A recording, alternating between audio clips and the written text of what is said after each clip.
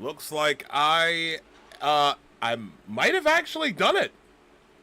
I think I might have actually done it and gone on multiple platforms. Let me just double check one quick thing. Let's see. Is it showing that I'm live? Yes, it is. It is showing that I'm live. Well, all right. I've got. I. This is the first. This is the first live that I am on. That I've done via through Instagram, X, and YouTube. So I am. Wow, I'm quite excited. Quite excited for this, ladies and gentlemen. I want to welcome you all. I am coming to you, as ever, live from the County of Kings, the best borough in all of New York City, the People's Republic of Brooklyn. That's what the commies call this place. But anyways, as I sip my coffee, today is a massive day. It's been a massive week, actually, if we're gonna keep it a buck.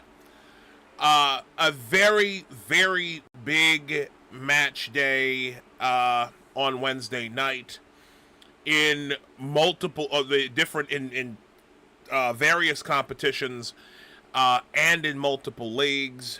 You had Inter Miami who beat Columbus Crew on Wednesday to secure the Supporters Shield. Who didn't know that was going to happen? Everybody knew that was going to happen. You bring in Lionel Messi and everybody from Barcelona in 2012, and you might actually win a championship, or you might actually win a few trophies in American soccer. New York City FC get 3 more points against who did they play? I forgot who they played.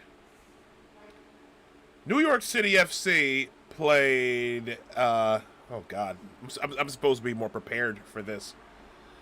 They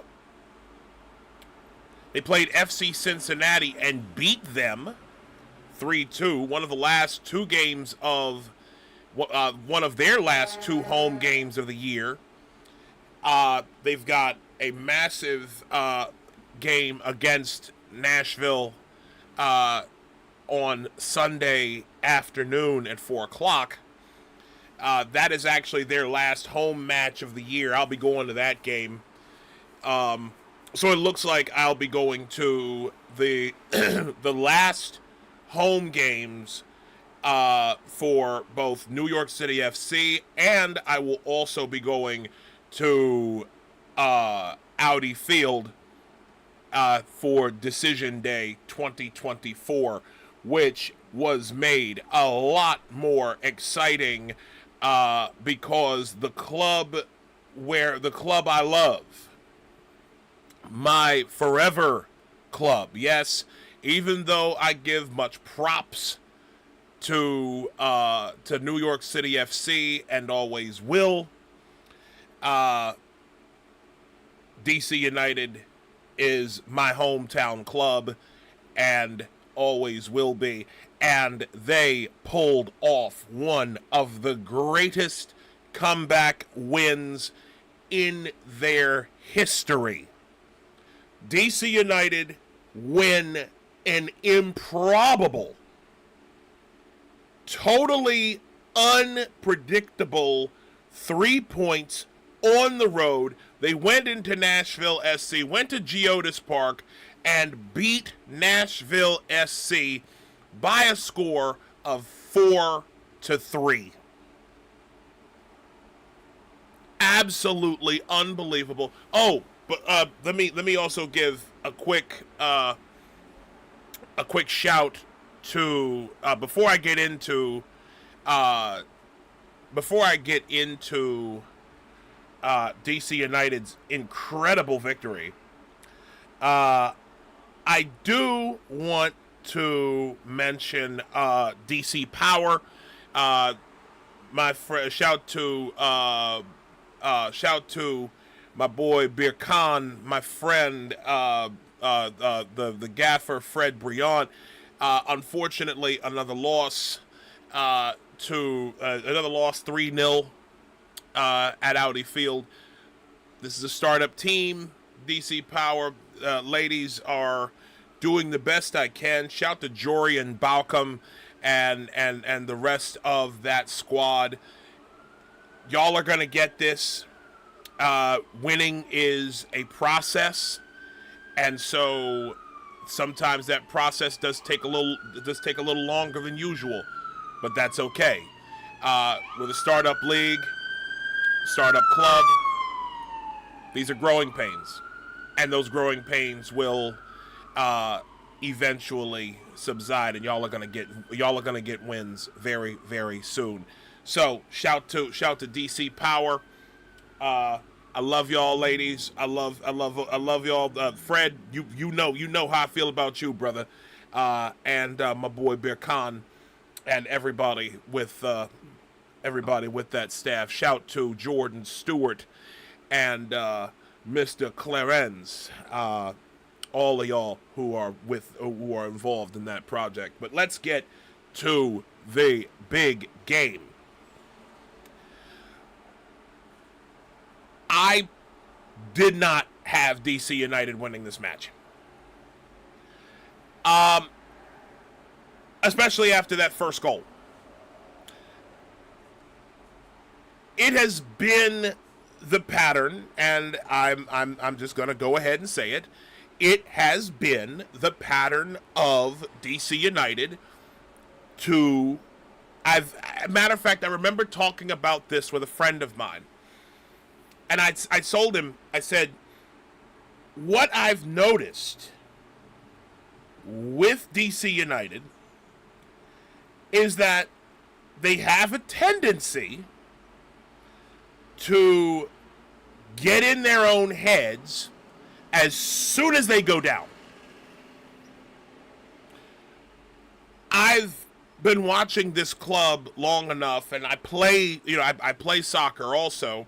Don't let the size fool you.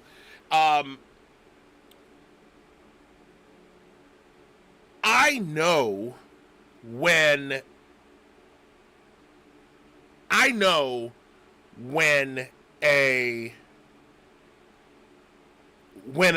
players get inside their own heads.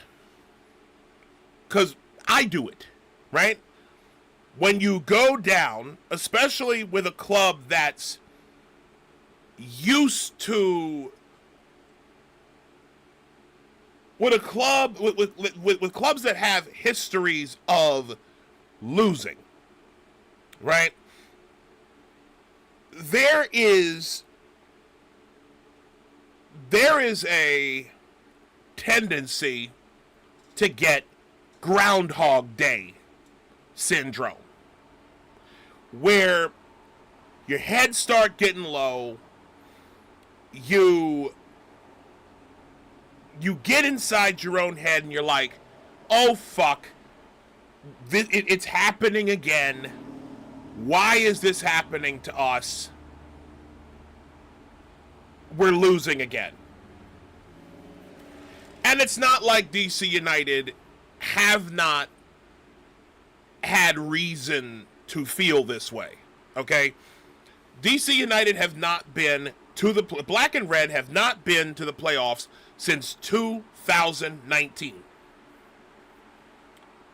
which ironically was the year that was Wayne Rooney's last season with us as a player. Okay, he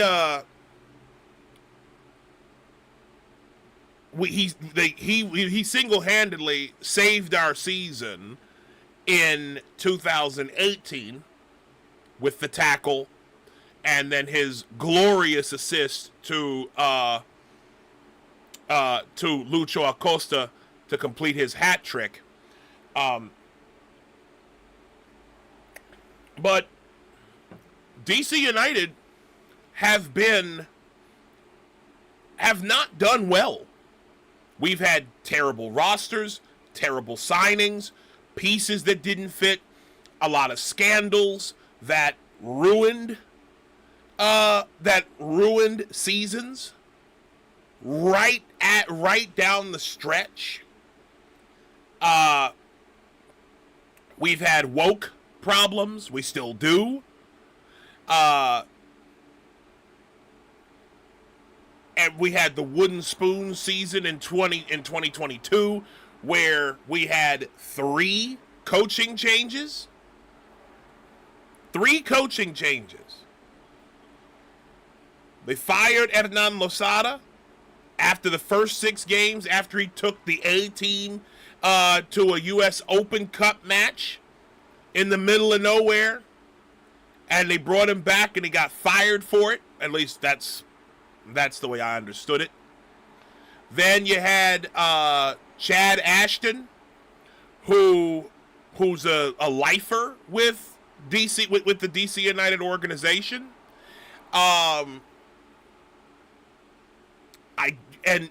He did what he could.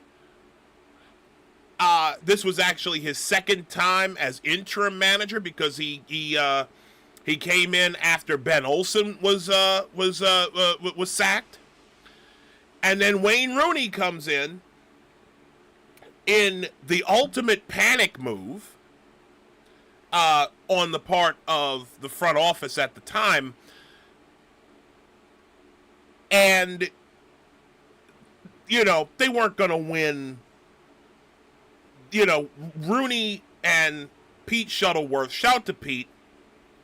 Absolute, when I tell you, Pete Shuttleworth, and this is not to go off on a tangent about the guy, because I absolutely adore him. Pete Shuttleworth is one of the nicest guys in soccer. One of the nicest men, one of the nicest guys I have ever met. I've been blessed to get to know a lot of guys, and I cannot help but give some love to Pete Shuttleworth and also to Wayne Rooney, who are doing their thing back over in England with Plymouth Argyle. Shout to Victor Paulson also, who another absolute mensch of a guy, mensch of a player. But anyways, in 2022, when you have such a massively bad season that started off bad, Rooney was never going to miraculously bring that club back in 22. So in 2023, what started as a comeback to some form, to some form of relevancy began. And we all know what happened in 2023. We know what happened with Taxi Funtas. Tax is my brother. He's playing for OFI Crete at the moment. We know what happened to him. His American soccer career was trashed on the strength of false allegations of racism. And when you got a woke fan base, you're going to cater to that woke fan base no matter what. And so that's what happened. They ousted him. They successfully ousted him, and then the club promptly, and by they I'm talking about the league, and I'm talking about the wokes in the crowd, the wokes in the Chico stand, who believe the word of garbage ass Nigel Robertha over your best player and a number 7 we actually could have used. Over the word of a number 7 that we actually needed. The club didn't protect him, and I'm gonna tell you right now, I still believe DC United owe that man an apology. But we went 2-4-4 and missed the playoffs. Now here we are in 2024. New coach in Troy Lesesne. New coaching staff. Zach Prince leading Lesesne's backroom. New chief of soccer operations, Mr. Ali Mackay, who actually came over from Nashville SC.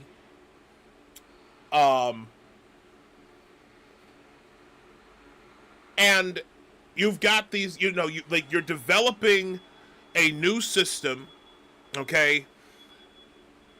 You've got some roster pieces that need to get figured out, but you brought on a lot of good players.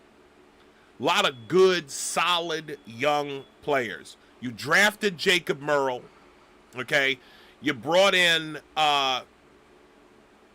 Lucas Bartlett. You brought in did Jared Stroud come over? No, you brought in Jared Stroud. St. Pauli, North America? Ramel, chill, bro.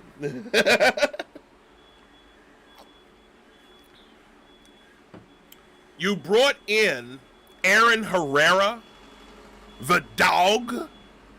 Shout to Aaron Herrera, who, yes, Aaron Herrera is objectively one of my favorite players in this group. Okay? Positioning God is what I like to call him. And if he does see this, I just want to give a shout out to that brother, because Aaron Herrera is that dude. Okay, all day long. Shout to Connor Antley as well, and you signed him. Connor Antley, who was a soldier in our back line up until his ACL rupture. Down in it, Turf Monster got him.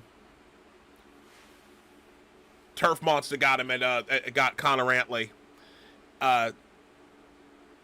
And he was like, we had a very solid back. And let me tell you something.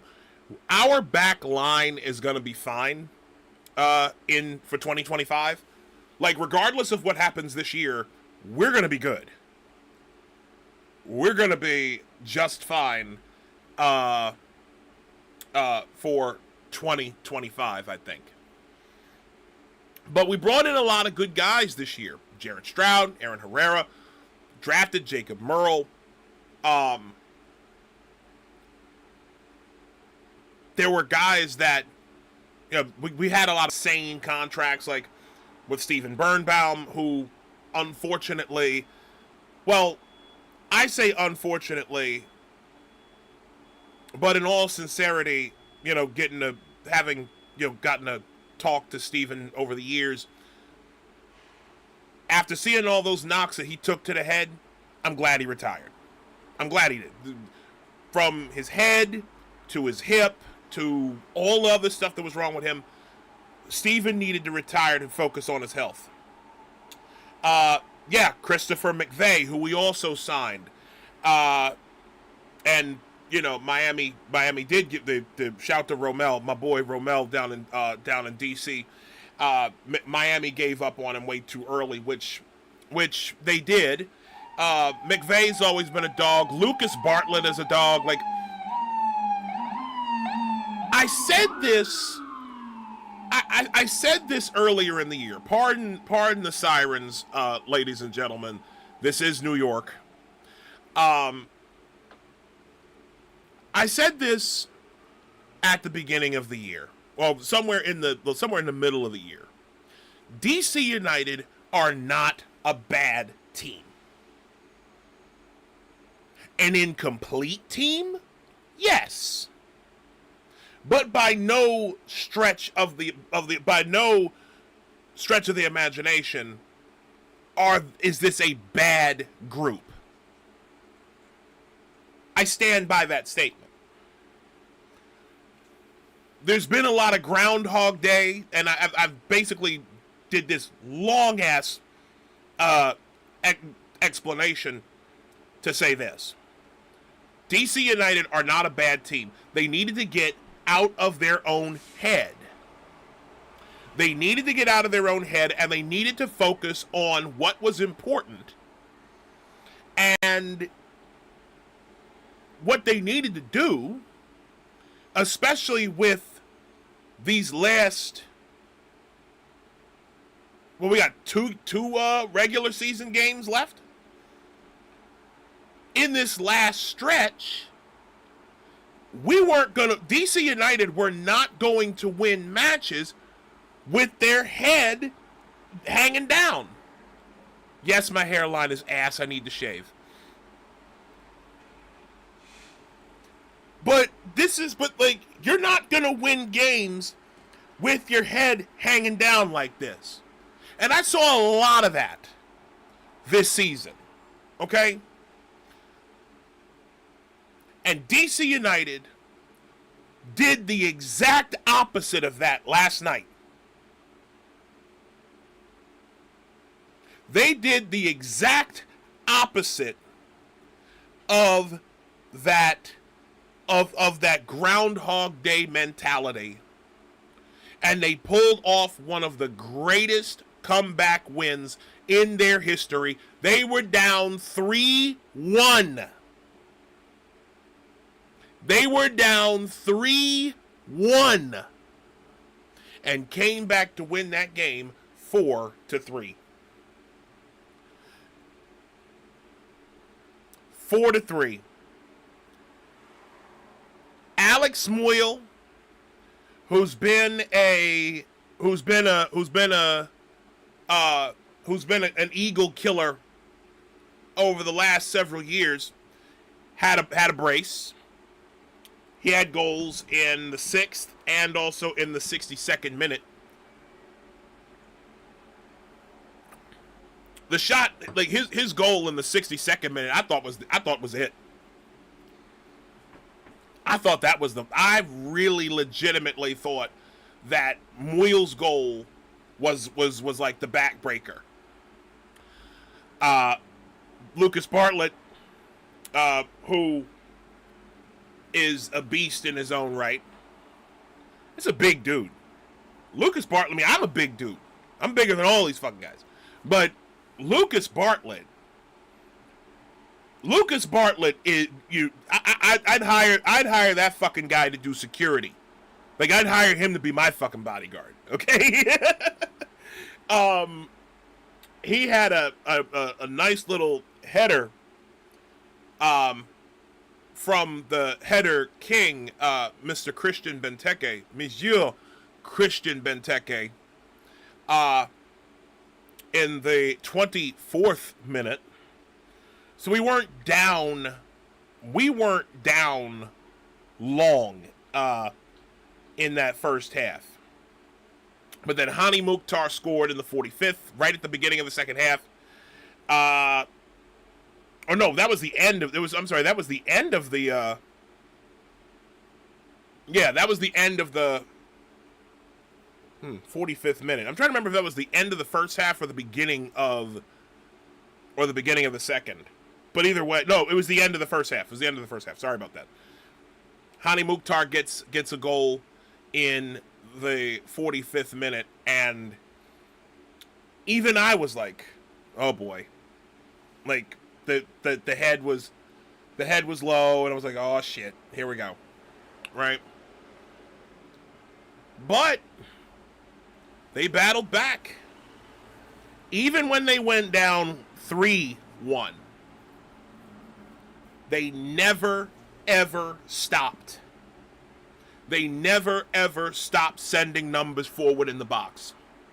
They never once. This was a game in which they clawed out of their own head and took that game. And what gets me, because then you had Christian Benteke, who got his 22nd goal of the year.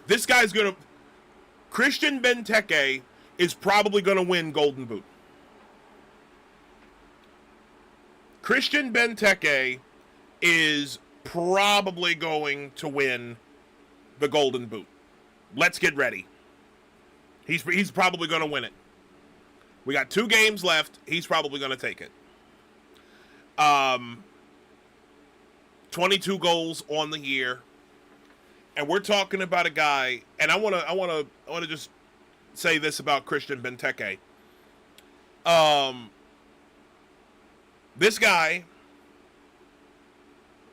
you could say he's at the tail end. You could say he was at the tail end of his illustrious career.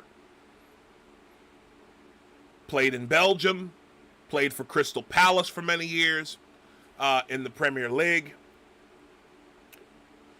We're talking about a solid guy who many could say, like I said, was on his last legs. And that brother has come back and delivered in massive ways to DC United. A fantastic player, a true servant of the club. He will go down in history as one of DC United's best players, best ever players in my personal opinion. And in a league where we've got a lot, we've had a lot of people pass through our dressing room, and I think Christian Benteke will be remembered quite fondly within the nation's capital for all of his contributions. No matter what he signed, like he did re-sign with the club, but yeah, I think after, like, whatever happens, I think that he's going to be remembered quite well, quite favorably. Let me just check the. Let me see here, because I want to just double check. I want to see what the comments are saying for Instagram. Nobody? Huh. Oh boy. What's going on here? Alright, there we go.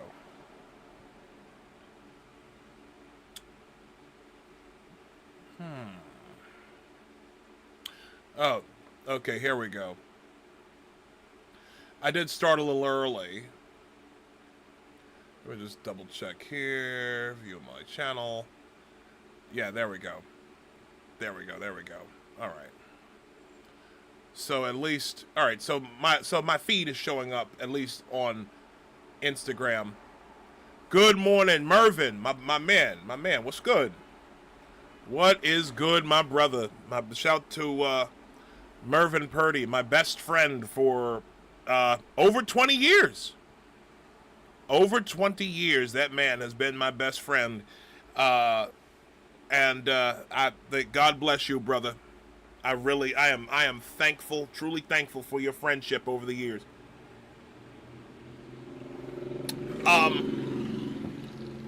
So the man of the hour is Gabriel Pirani. Now, I will say this. We battled back.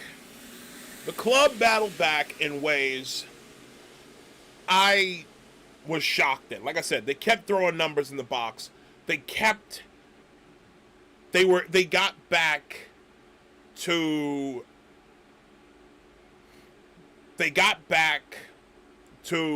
their to their half of the field whenever on whenever Nashville countered. Like, this club just battled, man. It was just they just battled. And then at the end in stoppage, and it's looking like, I'm telling you, it looked hopeless. And then Gabriel Pirani scores in 90 plus 4.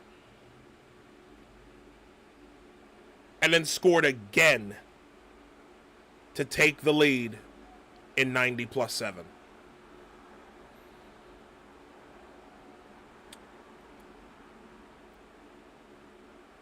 I want to take back.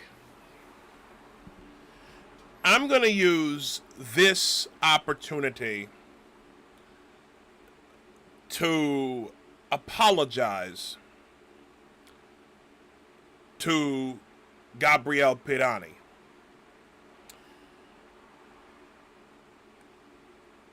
I was very much down on this boy.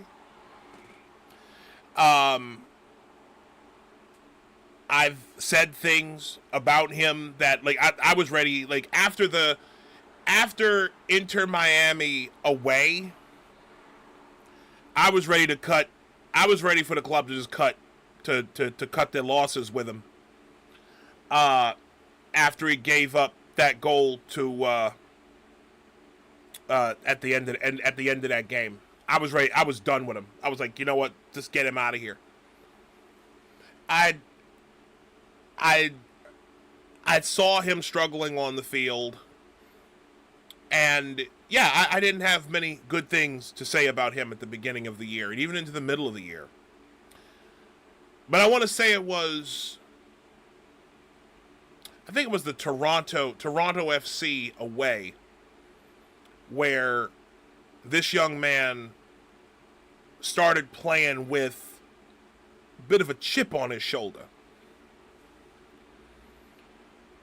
And I know he's struggled, right? Like, he doesn't speak English really at all, okay? He struggled, like, trying to, like off the field, he struggled. Like, trying to find a fit, right? And he's been playing with a chip on his shoulder and really, really applying himself to a level worthy of his Santos FC pedigree. And so I want to take this opportunity to apologize to Gabriel Pirani.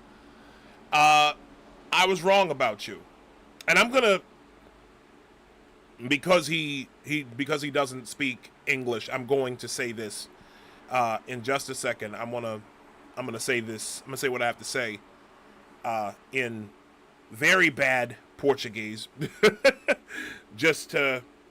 Well, it might be bad. I don't know. I've been working on it.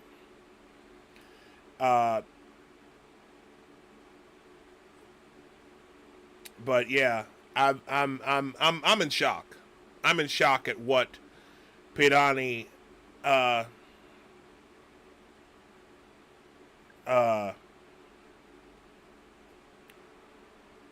I'm putting it in. Listen, Google Translate has helped me greatly.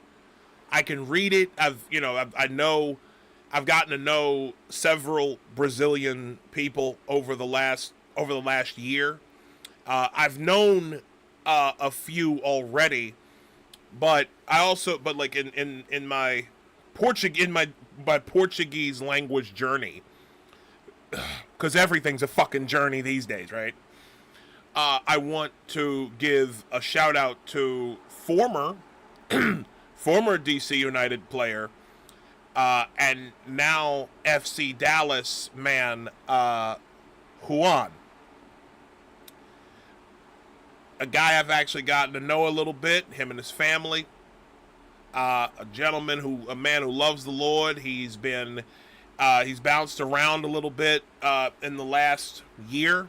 He was playing with what's that? Montreal, CF Montreal, and then now he's playing for FC Dallas. I personally think FC Dallas are a better fit for him. I kind of wish he was able to. I would have loved for him to have stayed with DC,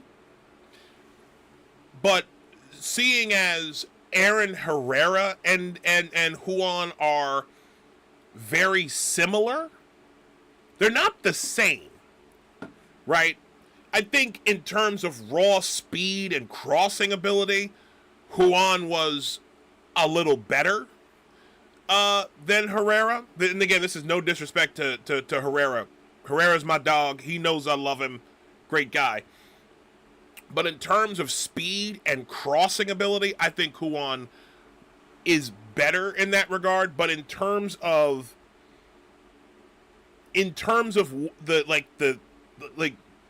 I think Juan and Aaron Herrera are kind of redundant. In terms of their style of play. I think that he'd be a fit? Absolutely. But they both play on the right side. Aaron Herrera, I very rarely see him on the left side. Aaron Herrera and Juan are both right side guys. Particularly on the right wing. Sometimes you'll see Herrera in the right channel, but for the most part, they're both on the wing. But anyways, I want to say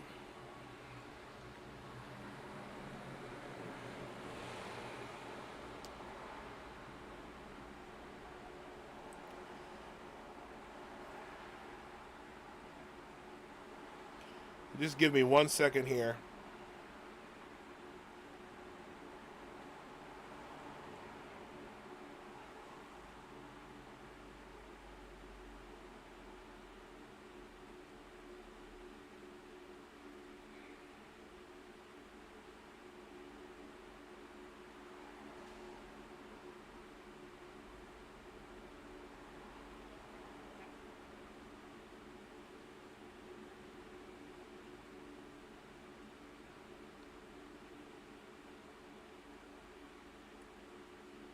So here's what I'm gonna say to Gabriel Pirani, and I hope that he eventually sees this. For those of you on the club or adjacent to the club, please make sure that Gabby sees this. Okay, Gabby, peço desculpas por todas as coisas depreciativas que disse sobre você, jovem rei. Você cresceu imensamente como jogador e foi prazer assistir sua ascensão. Parabéns por uma vitória massiva. Yeah, I'm sorry, Gabby, and you've done quite well. And I'm sorry again, my Portuguese sucks, but yeah, I don't think I said that right, but I think I did okay. We'll see.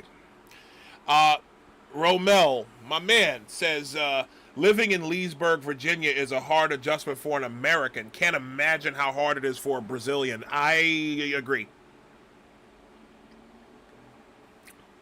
I've never been to Leesburg. I eventually I've wanted to go out there. But yeah, I've wanted to go out there, but I haven't had the chance to. Okay, so still in shop. My boy Kulan said, still in shock. He struggled on and off the field, but he's adapted so well in the last couple months. If this game, Coulon says, if this game was in September, not October, player of the month. Pirani, yeah. Yeah, I completely agree. I've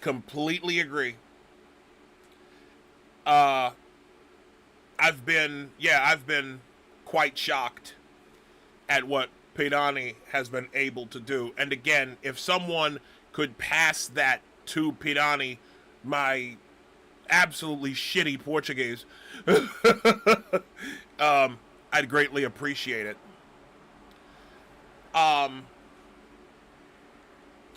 Why isn't... Huh. That's strange.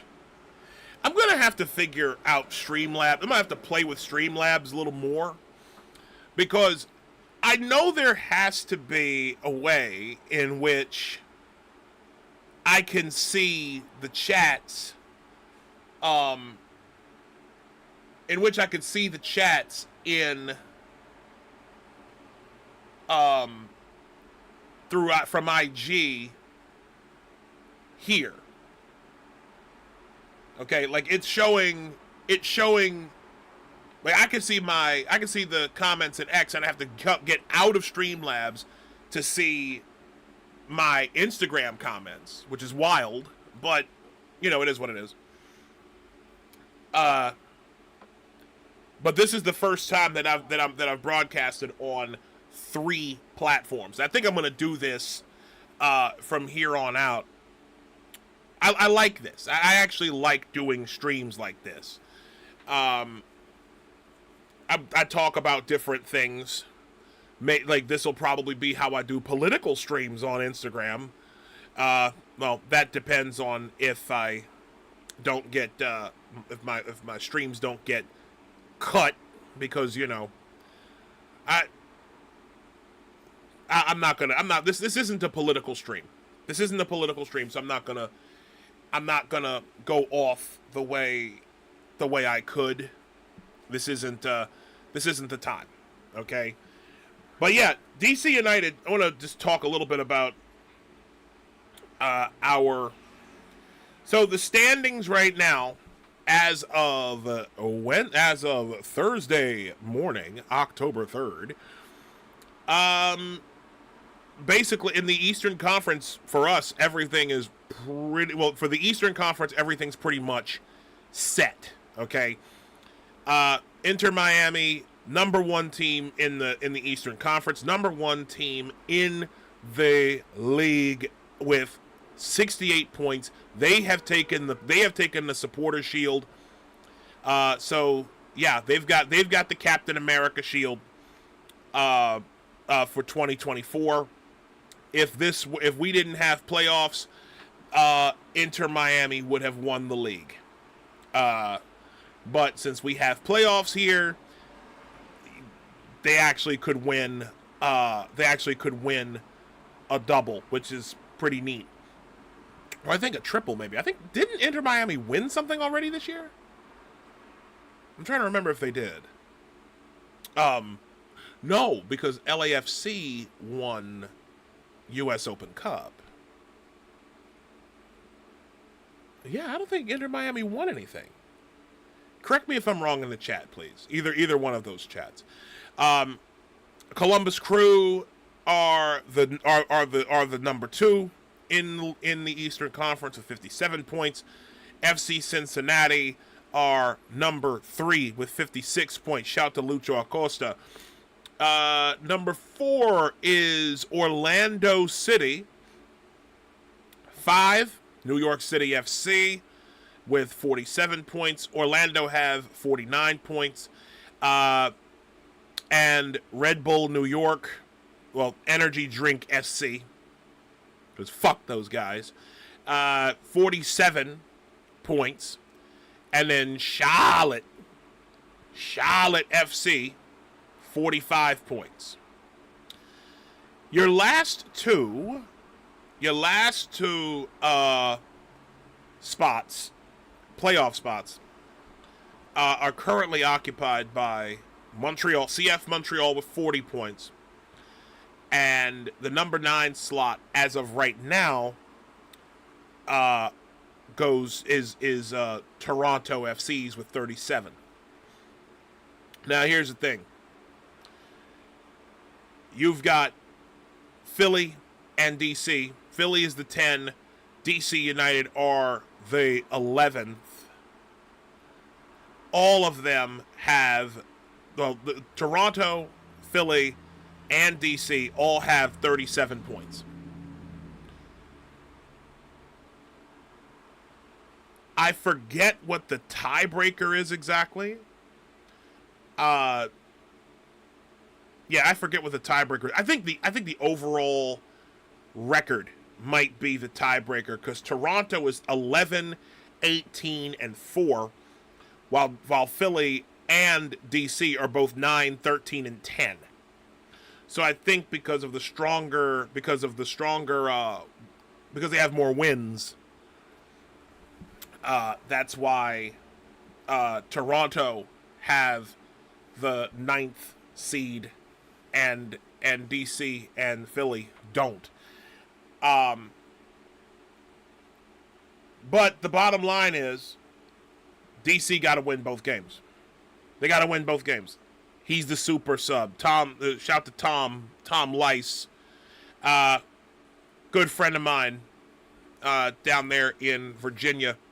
Hope to see you, big guy. I hope to see you in DC on October 19th. We're gonna need everybody, and I'm saying this regardless of. Make that room. Hold on a second. So let me see. Our number 10 is finally getting to that level to be a great in this league at a young age, and still has so much time to develop. Absolutely. He's gonna be fine. Pirani is gonna be fine. After what he showed me, I think I'm gonna tell you this. I think Troy Lesane has that boy exactly where he needs to be right now.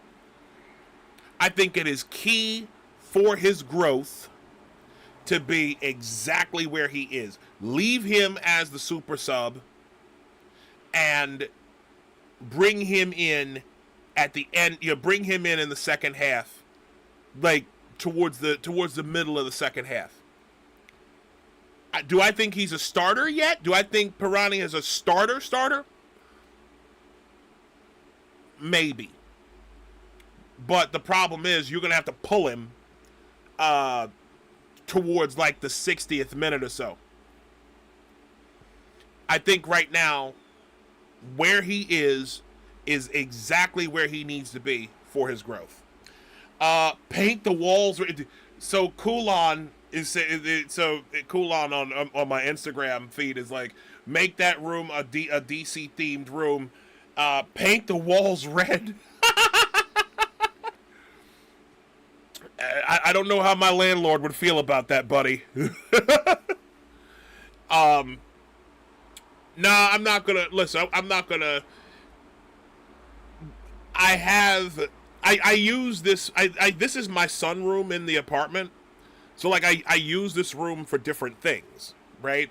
So, this room is kind of like a therapy place. It's where it's become... I've just recently turned this into an office space, because if you remember, I was doing streams, like, hunched over on a little fucking table, right? So, the setup I have right now, it's not complete in the slightest.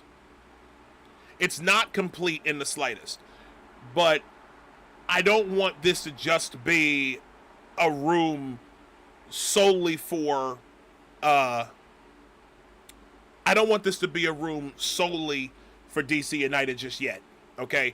I want to actually do something like that when I have, like, a little bit more space. Because I have a lot of jerseys. I have some scarves I want to hang up. I still have Taxi's last home match. I still have Taxi's last. I still have Taxi's game-worn kit from his last home game. That he gave me. And I still have not hung that anywhere. But it will be hung. I want to actually, what I want to do is I want to frame it. I want to frame it. And make sure that it gets the pride of place that it deserves. Because Taxi should still be with DC United. I know a lot of people aren't going to like that statement. A lot of people probably think I'm nuts, especially the wokes, but I don't give a fuck what the wokes think of me. I never have. I think John and Ted of RFK Refugees are two of the lowest pieces of shit in DC United's fandom, in DC United's commentariat. Yeah, I think they're lower than dog shit. I do. For like, they were the ones who celebrated the most when Taxi was ousted from the club.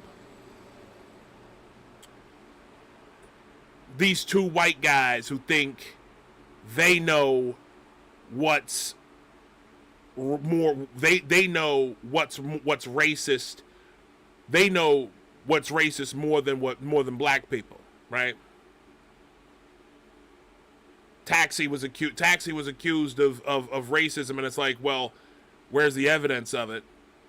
And they act like, oh, well, you're the racist for not believing this guy. And I'm like, yeah, that's not how this works, pal. So fuck John and fuck Ted.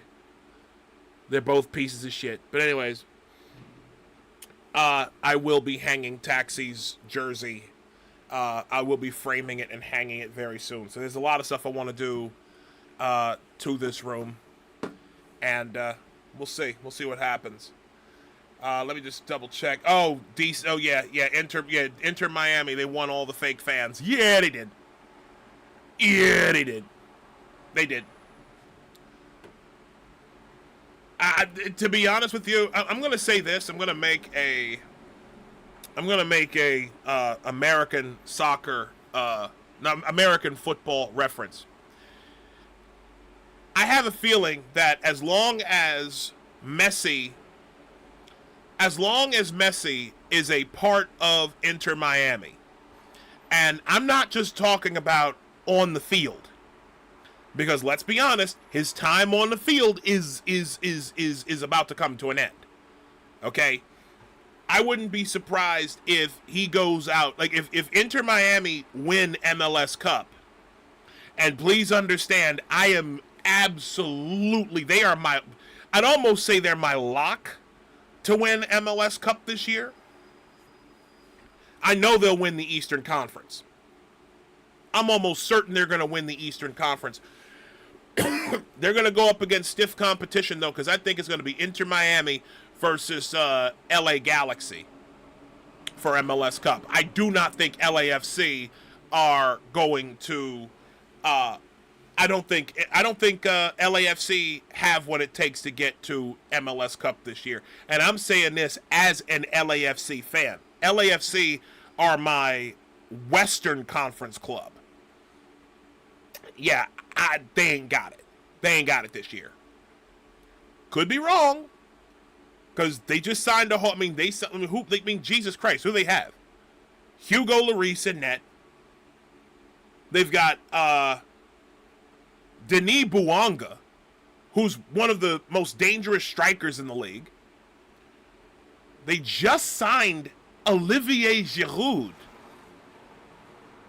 Like, Giroud Giroud is an international legend. Just ask Christian Pulisic.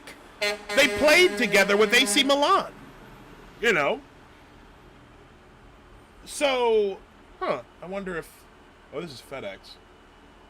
You know what? I may have to put this. I may have to put this. Uh, I'm wondering if this is. This actually might be a package coming for me. I was expecting something today. Let me see. Is there a way to cut the video? I don't think there's a way to cut the video. Yeah. There's a way to cut the video. I'm just trying to. Shit. Don't exactly know how to cut it. Please park in front of my building. All right. You know what? Let me just stop this stream. Let me just stop it right now because this guy, I believe, is dropping off an order for me. I dropped off. I'm actually getting some boots. So I'm going to end this stream early. Thank you so much for everybody who has stopped by. You guys are awesome. Thank you very much for thank you for joining me. Thank you for listening to me rant. Do not vote blue in 2024. Do not vote for communists. Do not vote for people who hate you. Do not vote for people who abandoned this country. So, yeah. Say no to communism in 2024. That's all I'm going to say to that.